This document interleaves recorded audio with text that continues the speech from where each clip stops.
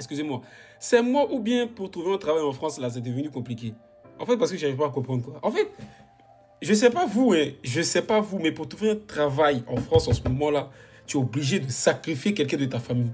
Si en ce moment-là, hein, tu as trouvé travail, c'est que tu es fort. Ouais, je vous promets.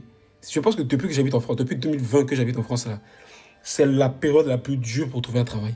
Mais vraiment, les gars. Tiens, avant, là, les agences d'intérim t'appelaient tout. Les agents d'intérim harcelaient. Ils étaient obligés. Oh, est-ce que tu veux faire une mission ici? Deux fois, on m'appelle à 10h, je commence à 15h. Où je vous parle actuellement, là, mon téléphone ne sonne plus. C'est pas bonne chose. Ça sonne même pas un peu même.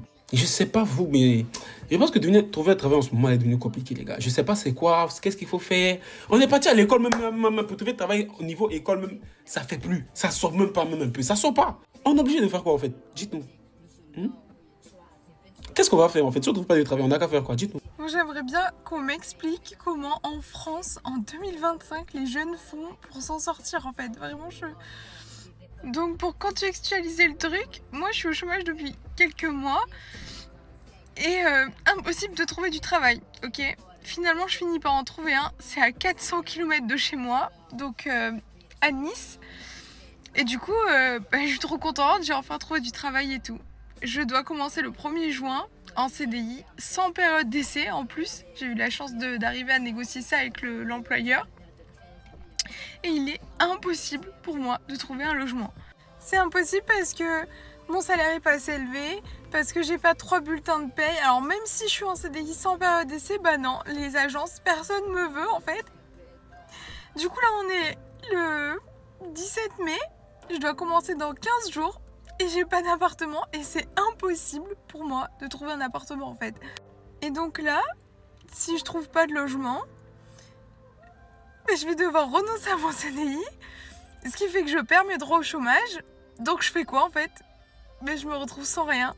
Là ça fait 2 semaines que je suis sur Nice, que je fais que de payer des Airbnb pour faire des visites, mais qu'en fait juste on m'appelle même pas pour faire des visites parce qu'on me dit votre dossier il correspond juste pas en fait.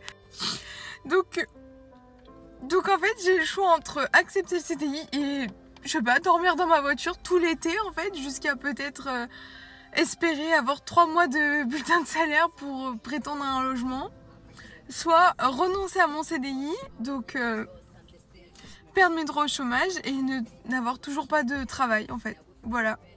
Donc je comprends pas en 2025 comment on fait en fait en étant jeune pour réussir. En fait je comprends pas. Pour vous dire, je me suis même fait arnaquer par une agence qui m'ont fait payer leurs frais d'agence avant de trouver un logement et en fait ils ont rien à me proposer.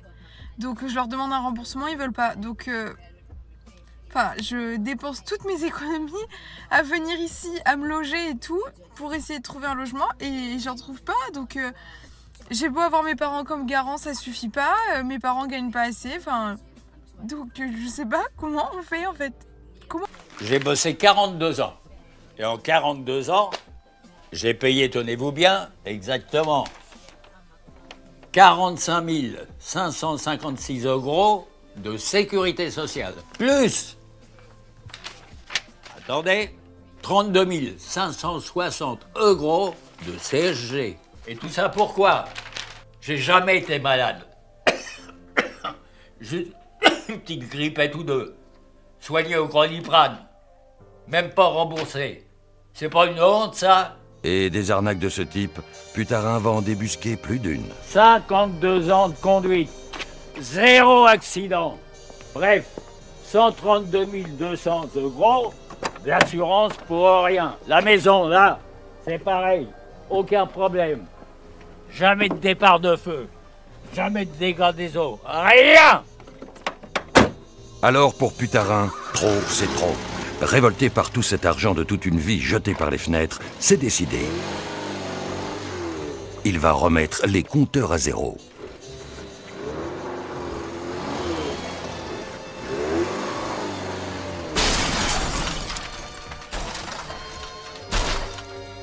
Aujourd'hui, Putarin est un homme comblé. Son séjour à l'hôpital est entièrement pris en charge par ses assurances. Sa voiture remboursée, ainsi que les travaux de rénovation du garage de sa maison.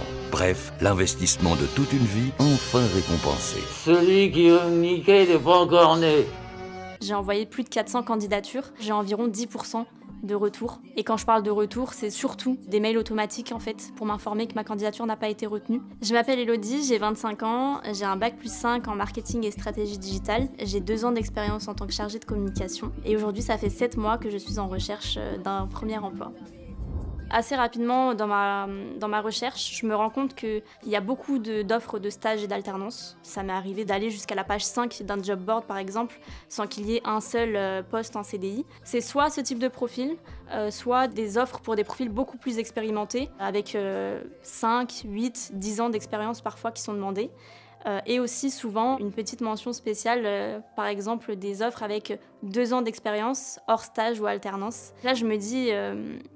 Ah, mince, ça va peut-être pas se passer aussi facilement que ce que j'avais espéré ou ce que on m'avait promis. Au départ, moi, je suis proactive, j'ai pas de temps à perdre, je veux vraiment trouver un emploi. Je vis encore chez ma maman, j'avais pour projet de partir de chez ma maman, d'acheter un appartement, d'emménager avec mon copain. Malgré le fait que je sois active vraiment dans mes recherches, j'ai pas de retour, j'ai aucun appel, j'ai rien. On commence à remettre en question nous-mêmes, nos compétences, nos ambitions professionnelles et forcément ça a un impact psychologique. Quel est ton métier et quel est ton salaire? Comptable, 5005. Je suis manager, je gagne à peu près 2800. Je suis juriste dans le secteur culturel, donc je gagne pas beaucoup, je gagne 2300 € net. Je suis acheteur informatique et mon salaire c'est 44 brut annuel. Je suis chargé de communication en alternance et mon salaire est de 1900 €. Je suis ingénieur en environnement et je touche à peu près 3500 €. Je suis freelance et je travaille dans le monde de l'advertising et mon salaire par mois c'est 10 000 €. Du coup je travaille dans un bureau d'études d'une entreprise pharmaceutique, je suis en alternance et je gagne 1480 €. Je travaille dans l'animation et donc je travaille avec les enfants et je gagne à peu près 11 ou 12 € de l'heure. Assistante chargée de production en alternance et je suis payée 1700 €. Je suis alternant mais du coup je gagne 1300 balles par mois. Je suis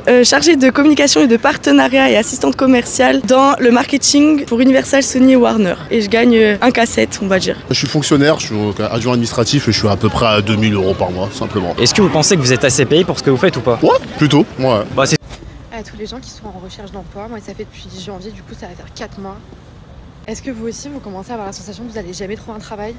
Genre vraiment je commence à désespérer. En 3 mois et demi j'ai eu un entretien et bref. J'ai vraiment la sensation que personne ne me lit mon CV, que personne ne me répond, que genre je vais jamais trouver. Genre là on dirait que je sors d'entretien, pas du tout, je commence à faire des missions d'hôtesse pour essayer de gagner un peu d'argent parce que je suis pauvre comme jamais. Donc voilà, venez on s'envoie du love avec tous les gens là qui sont en train de désespérer parce que personne nous caleur, qu'on a tous des putains de bac+5, qu'on a tous payé nos études, qu'on a tous un putain de prêt étudiant. La France a 2 avantages. Un, pour créer une boîte c'est facile. L'inconvénient ici c'est l'administratif qui est trop lourd. Un, c'est facile. Deuxièmement, économiquement, là il te parle de crise et tout, moi j'y crois pas. Elle est bouillante économiquement la France. Il y a de l'argent. Il y a une immigration qui consomme, il y a de l'argent dans l'IMO, il y a de l'argent dans... il y aura toujours du pognon à faire en France. Et tu vas avoir plein d'entrepreneurs, ils vont se barrer, ils vont claquer leur oseille dont ils ont triché pour le gagner ici.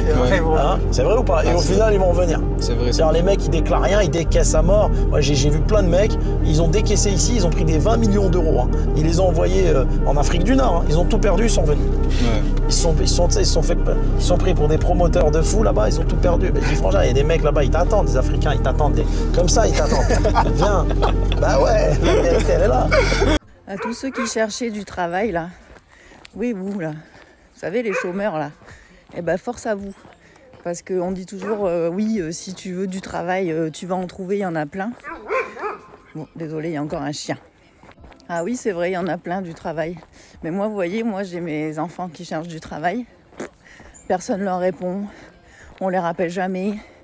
Ils ont envoyé plus de 150 CV, ils se sont présentés plus de 25 fois, rien n'y fait. Donc franchement, faut arrêter de dire que c'est ceux qui n'ont pas de boulot, là, qui n'en cherchent pas et qui foutent rien, quoi, parce que c'est pas vrai. Donc faut arrêter tous ces préjugés là sur les gens qui ont pas de travail et qui soi-disant ils sont bien à profiter du Pôle emploi, enfin de France Travail et du chômage, c'est de la connerie. Ah, je dis pas, il y en a qui sont là pour profiter et qui foutent rien, mais franchement. Je pense pas que ce soit la grande majorité. Je pense qu'aujourd'hui, maintenant, le problème, c'est que les employeurs, ils en ont plus rien à foutre. Même plus y répondent. Et ça, je trouve ça inadmissible. Enfin, franchement. Pour tous ceux qui vont dire que je râle encore, c'est mon coup de gueule parce que mes mes fils cherchent du travail, qu'ils ont une bonne tête, qu'ils ont de l'expérience, qu'ils sont des bosseurs, et tout le monde s'en fout. Donc je me dis que vraiment, tous ceux qui critiquent ceux qui sont chez eux, là, à rien foutre, je suis pas sûre, hein. C'est pas la majorité des gens. Hein. Donc à tous les chômeurs, tous ceux qui cherchaient du travail, et à qui il n'y a vraiment pas de reconnaissance non plus pour ce que vous faites. Il n'y a plus. Il n'y a plus. Il n'y a plus, il n'y a plus, il n'y a plus, il n'y a plus, il n'y a plus. Vous savez que j'ai quitté mon taf pour les réseaux. Comme je l'ai dit, les réseaux, parfois, ça va très bien. D'autres fois, c'est très dur. Donc, je me suis dit, vas-y, je vais reprendre un petit taf sur le côté. Histoire de, même si mon activité principale, c'est celle des réseaux, je prends un petit taf qui va me sécuriser. Moi, je viens du monde du conseil, du monde du consulting, précisément dans le luxe. Il y a du taf. Il y a un tas de taf. Comment je postule, on ne me prend pas. Et j'ai un bête de CV. Je travaille dans des bêtes d'entreprise, j'ai un bête de CV. Comment on ne me prend pas? Dans le milieu du consulting et dans les grandes entreprises, il y a un truc qui s'appelle la cooptation. C'est-à-dire qu'une personne qui est dans l'entreprise va faire passer ton CV dans le logiciel pour faciliter le recrutement et voilà, pour que ce soit plus fluide. En général, quand tu te fais coopter, c'est grave d'art parce que c'est quelqu'un de l'entreprise qui t'a recommandé. Donc, le process, il se passe de façon très fluide et tout. J'ai déjà été coopté, hein. Ça s'est très bien passé. Pourquoi là, comme coopte, ça marche pas? Ou bien c'est parce que je suis star sur Internet, je sais pas. Bref, cherche un taf là. Cherche un taf. C'est trop dur à trouver. Alors qu'à la base, les gars, je vous jure, depuis que je travaille, genre depuis que j'étais à la fac, à l'école, tout ce que tu veux, j'ai jamais galéré à trouver un taf. C'était grave ma bénédiction, genre. Donc oui, il n'y a plus de travail en France. Il n'y a plus. 50 € d'aujourd'hui, c'est les 20 € d'avant. 20 € d'aujourd'hui, c'est les 10 € d'avant.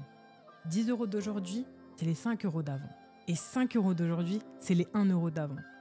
Je sais pas si tu te rends compte quand je fais le comparatif pour te dire à quel point déjà la vie a augmenté.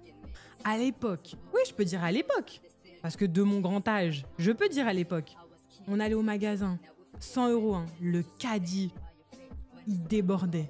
Aujourd'hui, 100 €, t'as 2 sacs, t'as même pas de viande, t'as même pas de fruits, t'as un gel douche netto. Non mais franchement, c'est une catastrophe. Vraiment, c'est une catastrophe. Et je trouve que c'est hyper compliqué de vivre dans la société dans laquelle on est aujourd'hui. Et encore, je ne suis pas à plaindre. Et attention, je tiens à remettre l'église au milieu de la mosquée. Doucement. Mais il y a une réalité, c'est que l'argent que l'on donnait avant, aujourd'hui, elle a plus du tout la même valeur. Et ça, franchement,